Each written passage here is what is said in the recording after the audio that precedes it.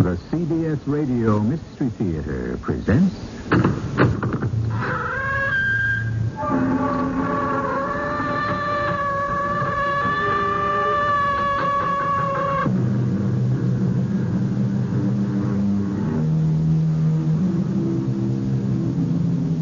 Come in. Welcome. I'm E.G. Marshall. Many famous writers have been seduced by the charms of the ghost story. Certainly you know the names of Rudyard Kipling, H.G. Wells, Bram Stoker, Conan Doyle. But there have been others, dozens of men and women, not so well known, who have likewise been infatuated with the terror summoned up by ghosts. I give you, for example, Fitz James O'Brien, Amyan Northcote, Mrs. Henry Wood. But the list goes on, and we had best cut it short and get to the tale which we have chosen to call Once Upon an Island. Jack? Jack, what is it? So still. So quiet. No noise at all. Just an awful silence. Oh, my darling. But there's something here. Something in this room. What is it? What's here? Who's in this room with me? Who is with me in this room? Answer me!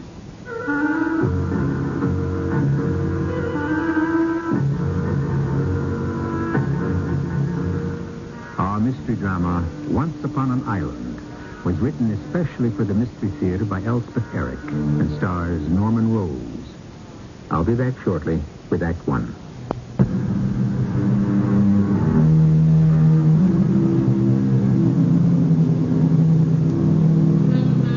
The tale which you will hear with, we trust, delicious horror was published in 1899 as part of a series called Real Ghost Stories. Its authors were two persons, listed simply as E. and H. Heron. We confess in advance to having toyed with it a little, modernized it slightly, changed the locale, and even introduced a character not found in the original, and impertinently altered the title. But the essentials remain the same.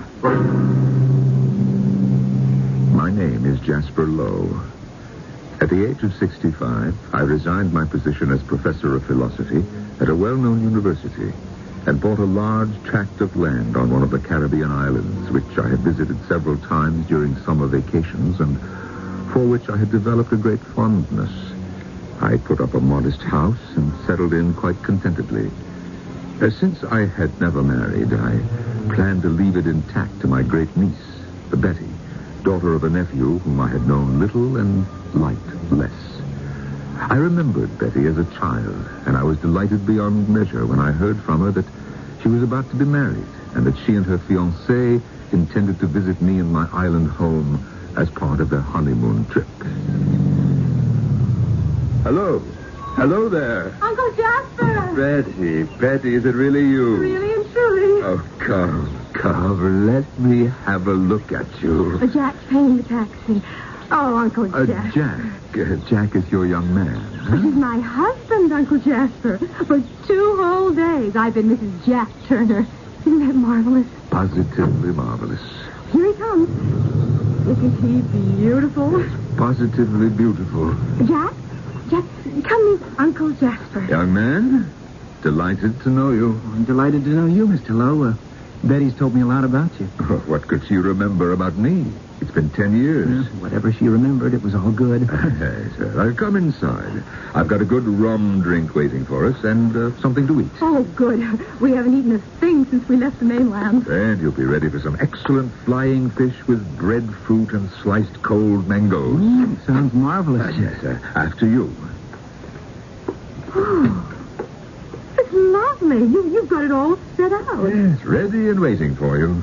Sit down, Jack. Can I help you, Uncle Jasper? Oh, no. No need.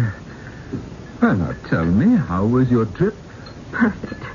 Wasn't it, Jack? Oh, I don't remember a thing, except you. Oh, we got married in Duluth, and then we flew to Miami, then we took a little plane to Puerto Rico. Hottest airport in the world. And then we took that dear little boat to this dear little island. And a taxi to this dear little house. Drinks, everybody. My own concoction. Made with native rum, of course. Yummy, yummy. It's delicious. Now for the flying fish. Caught it myself this morning.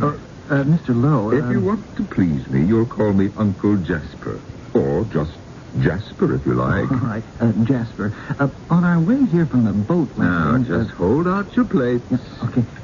Just before we got here, we passed an interesting old house. And here's the breadfruit, staple of the islands. It looked as though nobody lived in it for 100 years or more. And the mangoes, ice cold. You're going to love them. Do you know anything about that old house, Mr. Lowe? Jasper? Oh, yes. I know a great deal about that old house. You see, it's on my property. You own it?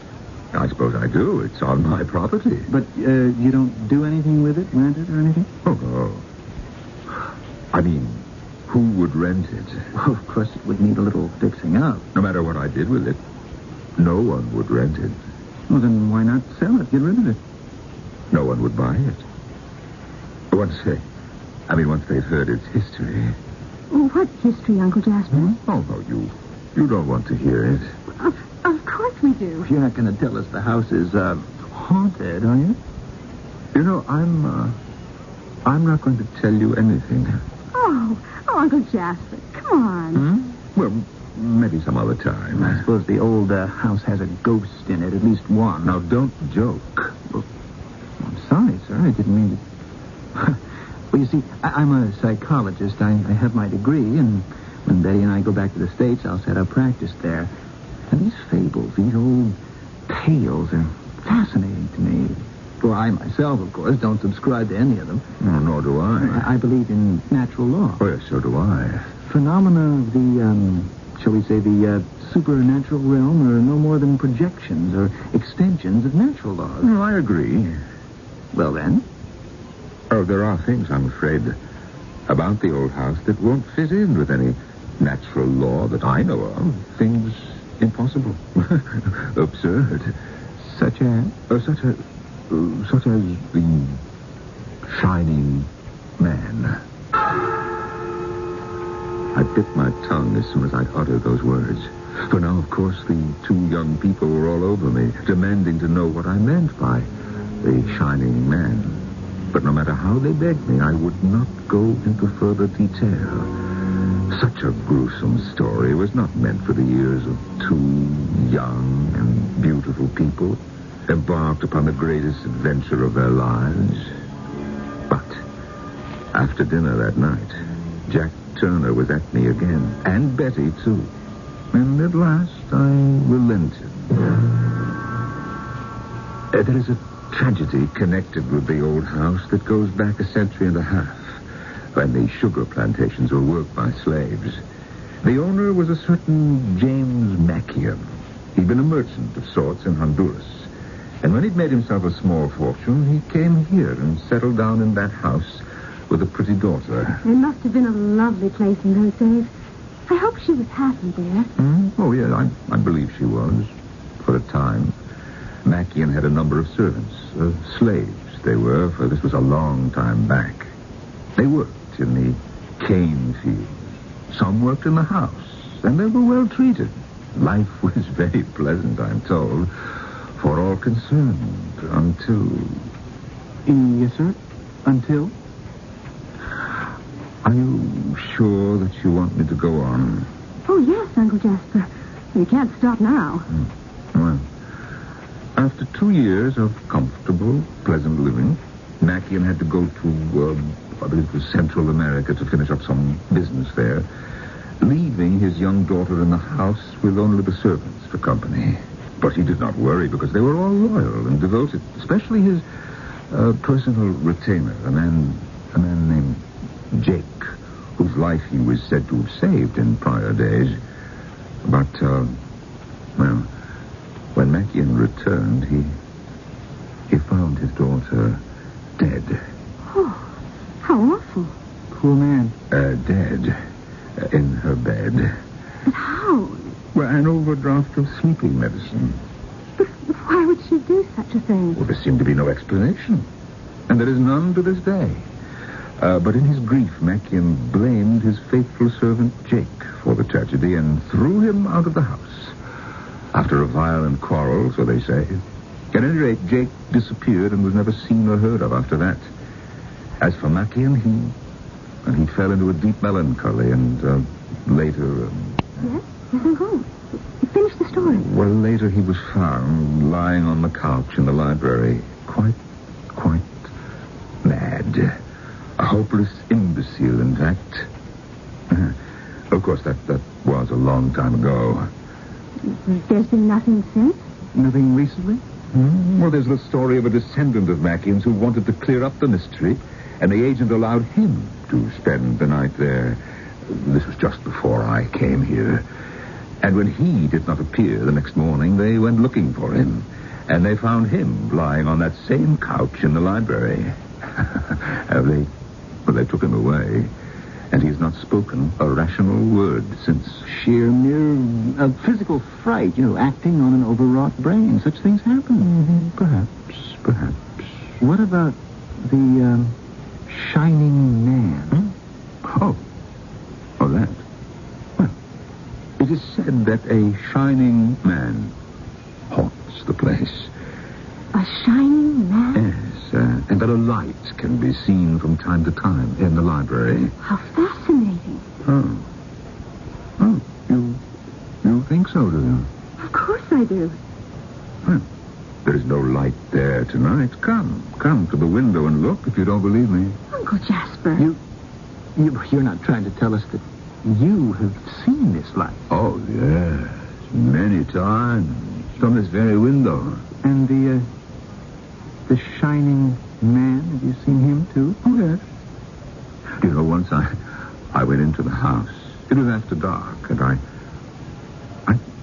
I saw him standing at the top of the stairs. What did he look like? A tall man. Absolutely white and shining. I never saw his face, for his back was toward me. But his wide, hunched, muscular shoulders gave an impression of such hostility, such animosity, that I left the house in a hurry. And I have never gone back. Now there. Now you know it all. They didn't believe me. I could tell that. And I cursed myself for having let them drag the story out of me. They quickly changed the topic of conversation, and a few minutes later I excused myself to make us some rum drinks. When I returned, both young faces were smiling and friendly. But I knew that in their secret hearts, they considered me a madman.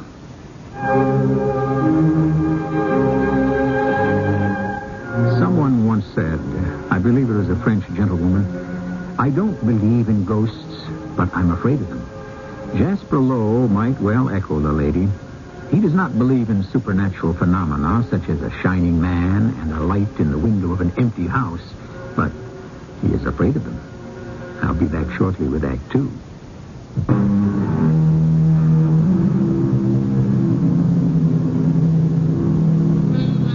Jasper Lowe was delighted to hear that his great niece Betty would, in the course of her honeymoon, stop off at his island home.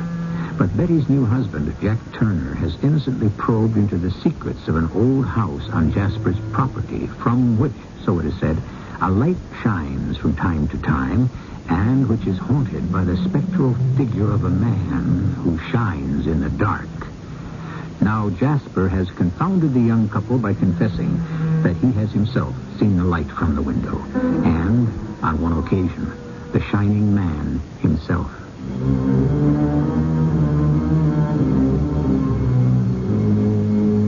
What a fool I had been. Everything had gone so well till I had been led into telling them of the light from the library window and the presence in the old house of the shining man. Had I been content to leave such freaks of nature in the realm of superstition, all might have passed off well. But to admit to them that I had seen them both myself, with my own eyes, I can scarcely be blamed if the next morning I eavesdropped at the door of their room. He's such a dear old man. When I was a little girl, he'd come to visit us, and we'd take long walks together and talk about, all sorts of things. He was fine when we got here. So high-spirited, and he seemed so... Oh, he seemed so well. It certainly seemed that way to me. It wasn't until you started bothering him about that old house. Well, that was natural, wasn't it? Perfectly natural curiosity. But couldn't you see he didn't want to talk about I it? didn't see anything of the kind. Maybe you did, I didn't. Don't you say another word to him about that house. Or the light in the library window, or the shining man. Not one word, you understand me? If you do, Listen, everything was perfectly okay till it came to the shining man. That's when he started to get, well, peculiar. Well, why didn't you let him alone? Well, he was the one that mentioned the shining man first. You're the one who brought the subject up again. Only after he said he'd seen the light in the library window. Many times, he said. He'd seen it many times. I suppose you're going to claim he didn't say that. No. No, he did say that. And then he said that one time he'd gone into the old house after dark and seen the shining man standing on the stairs. It frightened him so he ran out and never went back. Yes, he said that. Oh, Jack. Jack, what are we going to do? I don't know. But we'll do something. You can depend on that.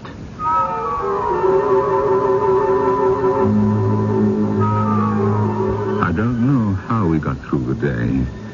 Breakfast was taken up with a discussion of how they would spend the rest of their honeymoon, a cruise through the islands ending up in Barbados. And then we went sightseeing again, had luncheon in the only decent restaurant the island afforded. All pleasant, homey. We spent the afternoon in my really splendid vegetable garden, picking all manner of things for our dinner.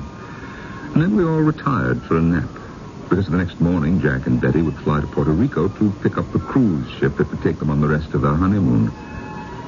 All day, there had been no mention of the old house, the light in the window, or the shining man.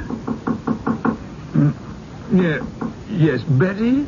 You awake, Uncle Jasper? Oh, yeah. Yes, my dear. Come in. I'll bet I woke you up. Oh, didn't I? I was just lying here thinking about things. Any particular things? Oh, some, and things in general, too. Well, did you have a good nap? A big day tomorrow. Actually, I didn't take a nap. Oh, you should have. I'll go to bed early tonight. No? What I did was wash all the vegetables we picked. Oh, I'd have done that. Well, good practice for me, don't you think? After all, I'm going to be a wife. So you are. Then I cut the vegetables into bite-sized pieces. Well, Simmered some of them a little, left some of them raw. you are going to make a splendid wife. Now they're all ready for the salad. Only I don't know how to make the dressing. Well, I do. I make the best salad dressing in the world. So now, turn your back for a minute, girl, while I slip into some dungarees and a shirt. And then we're off to the kitchen. All right. I say, it is dark out, isn't it? It has been for half an hour. I watched the sun go down. It was beautiful. Where's Jack? Jack? Oh, he went off somewhere. Where is somewhere? He didn't say exactly where he was going. You are not telling me the truth, are you? I don't know what you mean. You do know where Jack went, don't you? Well, not for sure. You and Jack are worried about me. Oh, I don't know why you say that. Because I stood outside your bedroom door this morning and I heard you talking about me. Oh, Uncle. Oh, we didn't mean anything. Oh, yes, you did. You meant that I'm getting old and feeble-minded. No. Now, where did Jack go? To fetch a doctor? To tell the authorities that I am incompetent? Uncle Jasper. Jack wouldn't do a thing like that. Did he go off to make arrangements to have me committed to the sanitarium in San Juan? No, honestly. I know the head doctor there. Man by the name of Martinez. Good man. But I'm not ready to be put away. No, sir, not yet. Uncle Jasper, it's all because of what you said about the old house. The light in the library window, the shining man. Ah, yes, I thought so. You said you saw them. I did? But that's no reason to put me away. Lock me up. Nobody wants to do that. Then why did Jack go to ask about Dr. Martinez in the sanitarium in San Juan? He didn't. He went to the old house. What? He went there. But why? What for? To see. To try to see what you saw. Or think you saw. To find a rational explanation for the light in the window and the shining man. He is there now. Yes, but he'll be back any minute, and then we'll know. Come on. You come with me. Where? Where are we going? To the old house. Or Jack may never come back to us at all. I hustled Betty into the car, and we drove pell-mell across the stubbled fields to the old house. It looked as it had always looked, old-fashioned, time-worn, barely holding itself up on crippled supports. Everything was quiet as death. And here we are. What do we do now, Uncle Jasper? Well, we could wait for Jack to come out. But what if he... Well, maybe he's not in there at all. There's only one way to find out. Come on. You mean go in there? You want to find your husband, don't you? Yes. Maybe he never came here at all. Maybe he changed his mind. Yes, maybe. Now, come on, let's go in. All right.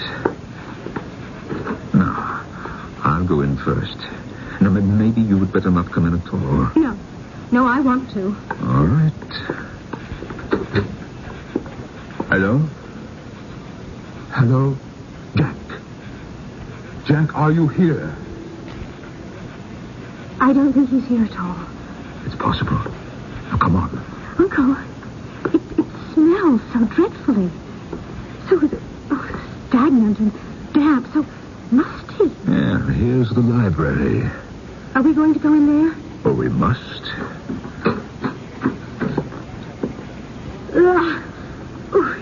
The smell's even worse in here. It's nauseating. Wait. There's Jack. There on the floor. Jack. Oh, Jack. Darling. So still. So quiet. Just an awful silence. Jack. What is it? But there's something here, something in this room. It's Uncle Jasper and Betty, darling. Who's in the room with me? Who is with me in this room? Uncle Jasper, he doesn't even... Who is with me in this room? Answer me! What are we to do? In delirium. Nobody heard me come in. I didn't make a sound. I went to the couch. I lay down on the couch. Yeah. Oh, Jack. And that awful taste in my mouth. Bitter. Pungent. Was it from the dust? Tell me, somebody. What shall I say? Just let him talk. Everything's so still. Empty and silent. The whole house. Then, a presence. Who's there? No answer. No noise. Nothing. Oh, Jack. Then, a little light trickling down from above. A patch of pale phosphorescent luminosity. Growing brighter and brighter. Pale green. Strong as moonlight. But the dust rises like vapor when I move. A clogging weight, like a nightmare, presses upon me, and I'm exhausted and disgusted by the terrible odor, and the atmosphere thickens and cloaks the walls with drowsy horror. But now, the brightness dims, and dark smears begin to show through it, and then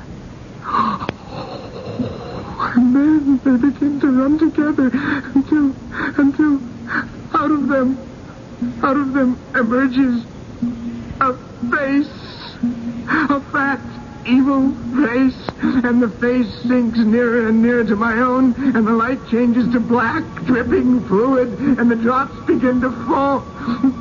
Uncle Jasper, help him. I don't know what to do. I can't save myself. I can't fight back.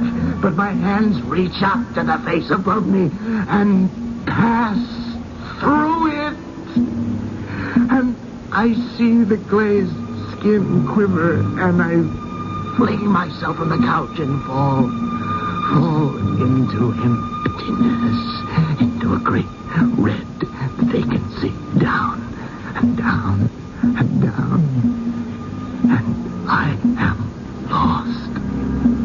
Forever lost. Uncle Jasper, what was he trying to say? Well, I think he was reliving everything that happened once he set foot in this house. So pale. So still. Is he...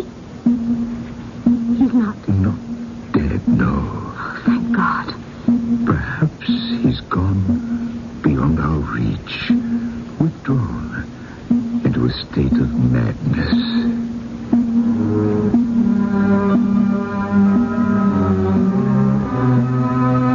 Not a pretty tale, is it? But ghosts never pretend to be pretty. Though maybe they are to themselves or to one another. And it is only to us that they appear grotesque and horrible. And that's not their fault, is it? No. It is only a limitation of our own. The fault lies not in our ghosts, but in us. Don't you think? I'll be back shortly with Act 3.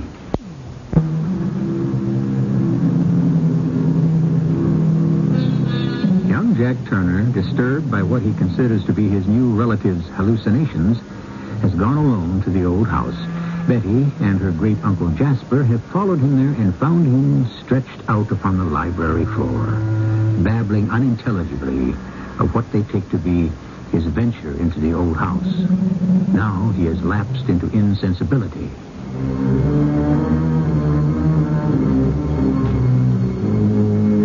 Between us, Betty and I managed to get her unresisting husband into the car, back to my house and into bed, where he lay inert and unresponsive to all our overtures. Clearly, this was an illness beyond my poor powers to correct, and I had to tell Betty that we must get her husband to Puerto Rico, to the sanitarium and Dr. Martinez. She concurred, and somehow we got Jack onto the little inter-island boat and finally into the office of Dr. Martinez, where we told our story. And they told you no, eh? That is all, Doctor. He only went there because he and Betty here were worried about me. But I assure you, Dr. Martinez, I did on one occasion actually see the shining man. And I've observed the light in the window of the old house several times. The house is on my property, just across an open field, so I've had a clear view of it. But you never went back? No, once was enough for me. And I regret, Doctor, more than I can say, that I ever told Betty and Jack about that one and only visit. You see, if I hadn't done that... It wasn't Jack's fault. We kept badgering him about it, wanting to know more. My husband's a psychologist. He was terribly interested and then concerned for Uncle Jasper and what might be, well, hallucinations. It seems now that they were not. Dr. Martinez, you will keep Jack here, won't you? I will keep him. Oh, thank you. I shall do what I can for him. But I warn you, I can promise nothing. But there must be something. Jack is young. He's always been healthy, and he doesn't believe in the supernatural, the occult. That's why he went to the old house. To prove to Uncle Jasper that the things he'd seen, well, must have their basis in reality and in natural laws. Mr. Law, you remember the descendant of the original owner of the house who gained admittance some years ago? Spent the night there to establish the very same thing? Yes, they found him the next morning, lying on the couch in the library. Took him away. And brought him here. Here he has stayed. That is, he was here until last night. You mean he left? Was he well enough to leave? No, I do not mean that. I mean, he died. Mr. Lowe, would you care to see the body? What? Why, yes, I would. Then come with me. Mrs. Turner, you will stay here. The body is not a pretty sight. Come, Mr. Lowe. This way. Of course, the original owner of the fatal house, Mr. Mackian, I believe his name was. Yes, that's right, James Mackian. He was here long before my time. This man, his descendant, whose body we're going to look at, He, too, was brought in before I took up my post. But I've taken an interest in the case, even though I could do nothing to help. In here, Mr. Lowe, you will see that this body was once a very powerful one with noble features. There. See for yourself. Well, what do you say? You're right. He must have been handsome once. But now the disfigurement is quite pronounced. The discoloration extends from the center of the forehead to a place behind the right ear. When this man was first brought here, he had a small dark spot on his forehead. But it spread rapidly over his entire body. Cancerous, do you think? The cancerous character, I should say. Likely to occur after a shock.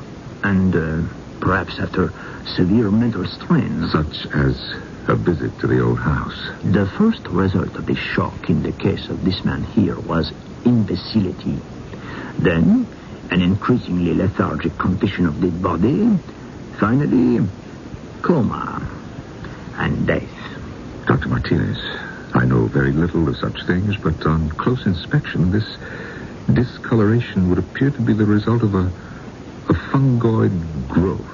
Could I be correct? You may very well be. Perhaps akin to the Indian disease known as mycetoma. It attacks the underlying tissue and eventually the bones. Is there any hope for Jack Turner? Well, there is always hope, my dear Mr. Lowe. Now, let us go back to the lovely young wife we left waiting in my office. I have something to ask her. Oh? And what is that, Doctor? Is the coat her husband was wearing when he was brought here the same coat he wore when he visited the old house?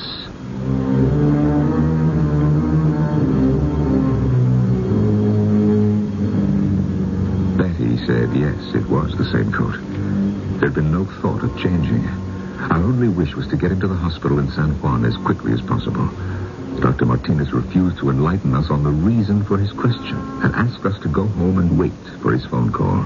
And, of course, we did. We never left the house together for fear of missing his call.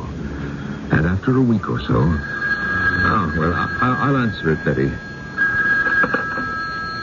Yes, hello. Mr. Lowe, this is Dr. Martinez. An idea has come to me. I need your approval. You understand, I have been working hard, very hard on the case of young Mr. Turner. I have a special room here with a table and a special microscope. Dr. Martinez, you talk so fast. Pardon me. A microscope and an apparatus for producing moist heat. And, of course, I had the young man's jacket. Doctor, tell me, is he better? Better, yes, some better. But now, Mr. Lowe, I want to come to your island. But why? I want to visit the old house tomorrow. And, Mr. Lowe, I want you to come with me.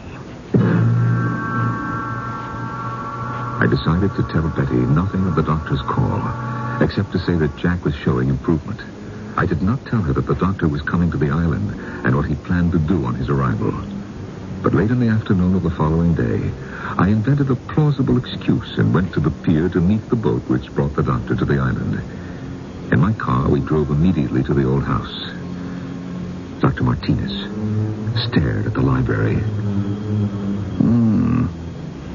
That room there. I get the feeling there is someone in it. But why?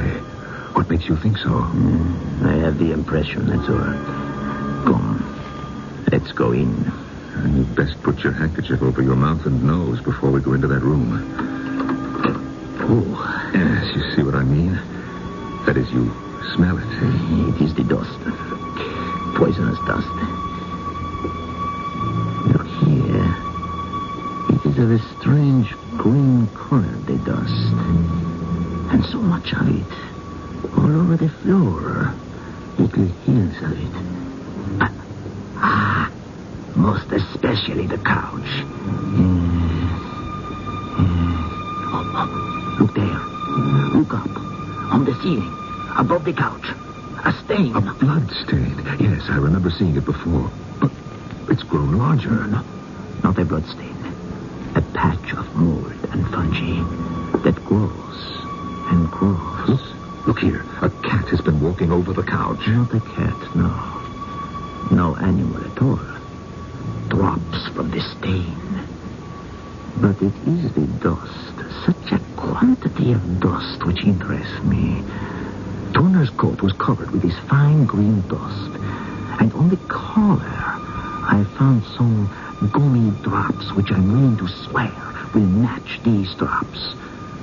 From the dust on his jacket, I have cultivated no less than 4 specimens of fungi. 3 belong to known African species. The 4th has never been described, but it is very likely Phaliodis. With this fungus in the drops, they mature very rapidly and decay as they mature. They liquefy into a kind of dark mucilage full of spores. They drip down and give off this dreadful odor. In time, the mucilage dries and leaves the dust of the spores. Doctor, please, I cannot follow you. What about the light? The light from the window, which I swear I saw more than once. It happens that the 3 species of African fungi have well-known phosphorescent properties. These are manifested not just during decomposition, but during the period of growth. The light is only visible from time to time, or probably climactic conditions admit an occasional efflorescence. So Jack was poisoned by fungi, but he escaped. The others died. Because the fungi only touched his clothing, not his skin. The unknown fungus is singularly malignant. It acts through the skin with terrible rapidity, afterwards penetrating all the tissues of the body, eventually causing death. Can we go upstairs and examine the flooring above the stained patch? Well, the room above is divided into 2 portions by a hollow partition a few feet thick. Yeah, I think it was originally intended for a cupboard. Come on, quick. Let us go upstairs and get into that cupboard. Wait. Look. Did you see the light? It was dancing, quivering on the 4 walls of the staircase landing. Now, show me where you saw the shining man. In front of that panel there. There must be some way of opening that panel. If there's a cupboard behind it, they would need some way to ventilate it. Ah, yes. Here's a little metal knob. Now, I'll turn it. It's opening. Stand aside, please. Let me look. Oh, my Lord. What is it, Martinez? Your shining man. Tall. His back is toward us. He is covered head to foot with luminous white mold. See? Oh, good Lord. It can only be the slave, Jake, the servant Mr. Mackian drove away years ago. Or perhaps Jake hid himself here in order to cultivate these spores. That could be a dangerous occupation, I assure you. Especially an airless space like this. It is quite clear to me that either by accident or design, he became infected by the fungus poison, which in time covered his entire body. Even as you see him now.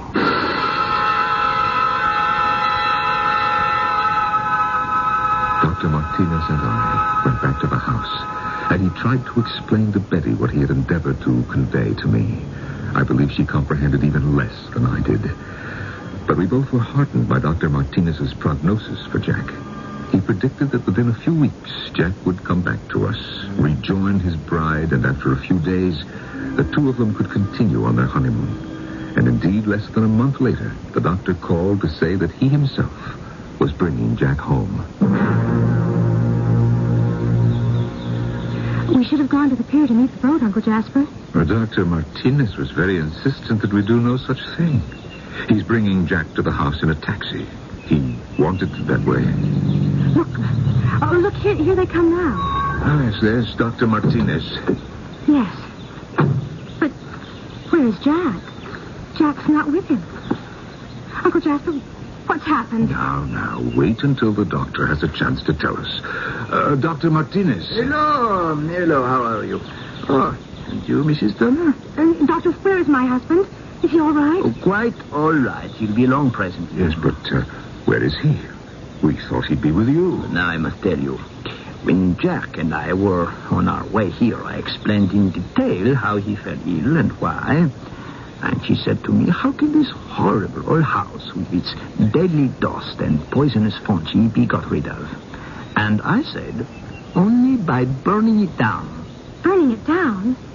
Oh, look, it's on fire. Look there. That's what he's doing now. Look at that old house burn.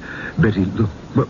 Where's Betty? I believe that is she running across the field to meet her husband.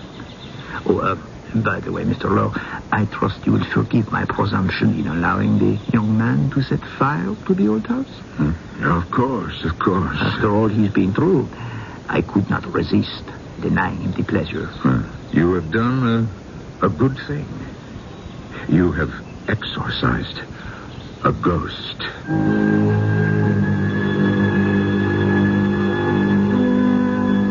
What a happy ending for such a gruesome story. I should like to have been there to watch the old house go up in flames, and with it the deadly dust, the mysterious fungi, the poisonous spores, and of course, the shining man who would shine no more. I'll be back shortly.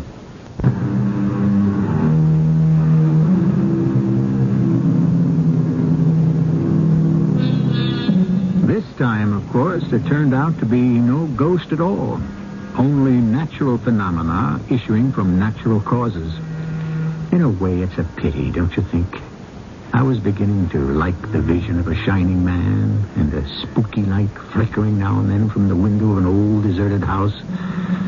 Well, we don't always get what we want, do we? Better luck next time. Our cast included Norman Rose, Diana Crookwood, and Russell Horton. The entire production was under the direction of Hyman Brown. This is E.G. Marshall inviting you to return to our Mystery Theater for another adventure in the macabre. Until next time, pleasant dreams.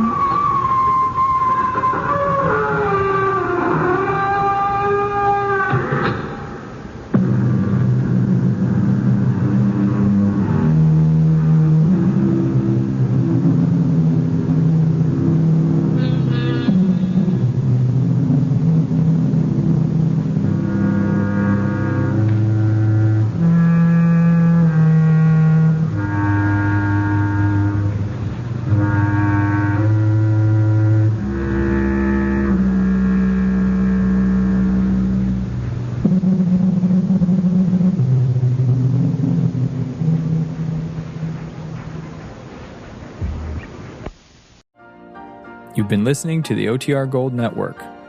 Find more classic radio at otrgold.com.